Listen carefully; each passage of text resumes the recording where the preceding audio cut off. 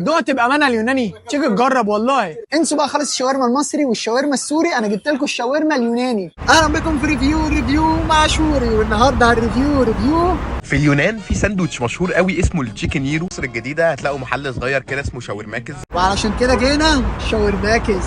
ما تنساش اديني قلبك، اديني قلبك خد قلبي، اديني قلبك خد قلبي. تشيكن هيرو. تشيكن هيرو، واحد فراخ واحد لحمه، بس طبعا ما ينفعش نقول على الفراخ ان هو تشيكن برضو هيرو، فاكيد ده بيف هيرو. تشيكن هيرو في لحمه منه هيبقى ايه؟ هيبقى بيف هيرو. عيش بيتا متغرق بسلطه زبادي وخس، وبيتحط عليه سواء شاورما فراخ او شاورما لحمه وفرايز سلطه الزبادي من فوق. شكل السندوتشات تحفه يا جماعه.